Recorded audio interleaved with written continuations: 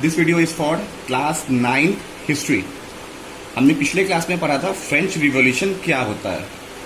आज हम इसी वीडियो का सेकंड पार्ट देखेंगे। तो चलते हैं, स्टार्ट करते हैं आज का टॉपिक। तो आज हम पढ़ने वाले हैं सोसाइटी ऑफ फ्रांस के बारे में। इसके बारे में सोसाइटी ऑफ फ्रांस कि फ्रांस में उस टाइम पे कौन सी सोसाइटी थी। ठीक है, तो बेसिकली फ्रांस में उस टाइम पे 3 टाइप्स की सोसाइटीज थी। कितने टाइप्स की? 3 टाइप्स की। जो फर्स्ट टाइप था उसको हम लोग बोलते थे फर्स्ट स्टेट। क्या बोलते थे? First state. जो सेकंड टाइप थी उसे हम लोग कहते थे सेकंड स्टेट।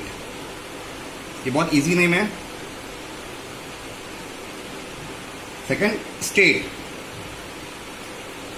ठीक है, और जो तीसरी थी उसे हम लोग थर्ड स्टेट कहते थे। क्या कहते थे? Third state.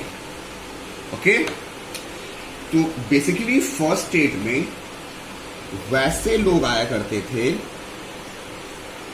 जो लोग चर्च में काम करते थे, या फिर एग्जैक्टली बोल दिया जाए तो वो लोग एक तरह से फादर्स थे। एक सेकेंड,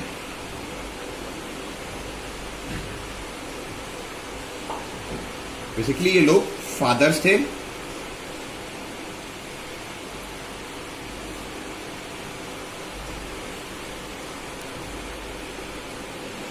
और सेकंड स्टेट में राजा, किंग, उसके मंत्री, उसका मंत्रिमंडल, जो भी उसके लोग काम करते थे वो सारे लोग आते थे।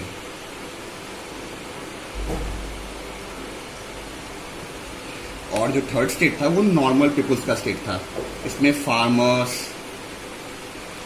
बिजनेसमैन, स्मॉल बिजनेसमैन, वर्कर्स, ये सब आते थे। तो जो फर्स्ट स्टेट था उसे हम लोग क्या कहते थे? क्लर्गी। तो फर्स्ट स्टेट को हम लोग क्लर्गी कहते थे। सेकंड स्टेट को कहते थे नोबेलिटी। थर्ड स्टेट को बोलते थे हम लोग nobility, and the third state is farmers, small businessmen।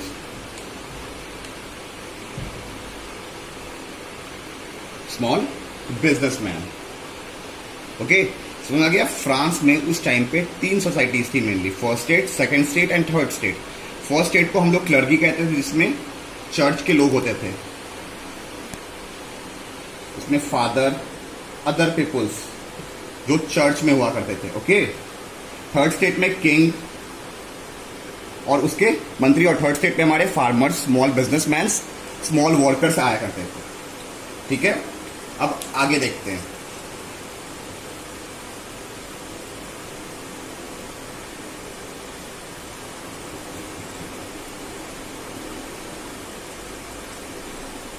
हमारे फर्स्ट स्टेट और सेकंड स्टेट्स को कुछ प्रिविलेजेस मिले हुए थे उस समय, कुछ प्रिविलेजेस मिले हुए थे।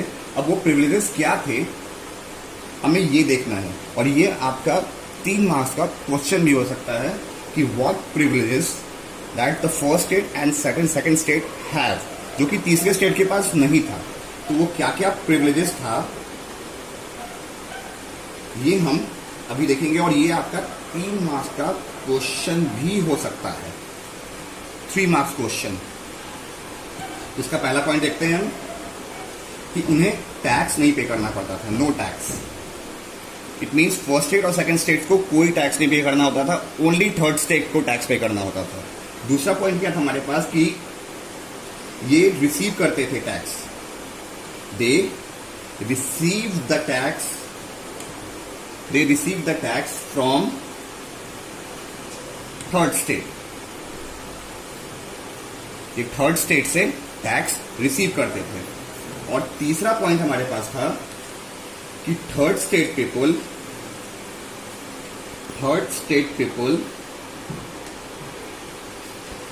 Work for them. It means third state के जो पीपल थे ये इनके लिए काम करते थे, ये इनसे काम करवाते थे। इट मीन्स फर्स्ट स्टेट को कोई टैक्स नहीं पे करना होता था, सेकंड स्टेट को भी कोई टैक्स नहीं पे करना पड़ता था। यहाँ जो भी प्रेशर था टैक्स का वो हमारे थर्ड स्टेट के पास था।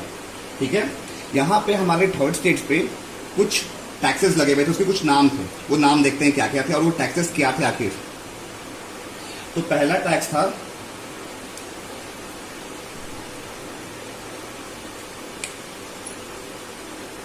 थेथिस। अभी थेथिस क्या था? तो tax paid by third state, tax paid by third state to first state, tax paid by third state to first state in which they paid 10% of their harvest. इसका मतलब जो भी वो लोग खेती करते थे, कौन लोग? थर्ड स्टेट वाले।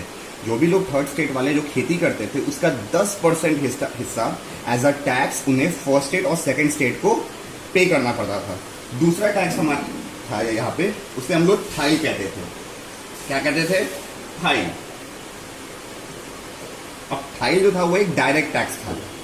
क्या था? डायरेक्ट टैक्स, जिसमें चाहे आपकी फसल हो चाहे ना हो, आपको फर्स्ट स्टेट और सेकंड स्टेट को टैक्स पे करना है। तो इसे थाइल, यहाँ पे हमने दो तरह के टैक्सेस के बारे में पढ़ा। ये दोनों तरह के टैक्सेस हमारे थर्ड स्टेट ही सिर्फ पे करते थे और फर्स्ट स्टेट और सेकंड स्टेट नहीं। ये रिसीवर थे, फर्स्ट स्टेट और सेकंड स्टेट थर्ड स्टेट से इन टैक्सेस के रिसीवर थे। तो पहला टैक्स था हमारे पास थेथिस टैक्स।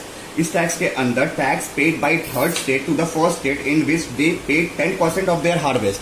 मतलब उन्होंने जो खेती की है उस खेती का 10% वो फर्स्ट स्टेट और सेकंड स्टेट को पे कर रहे थे।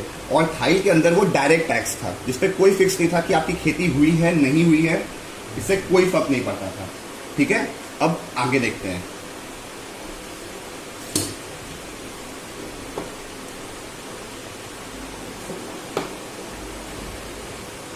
तो 1757 में फ्रांस की टोटल पॉपुलेशन थी 23 million. 23 million. I think we can say that 2 crore and 30 lakh. लेकिन यही पॉपुलेशन 1789 में बढ़ के 28 मिलियन हो गई।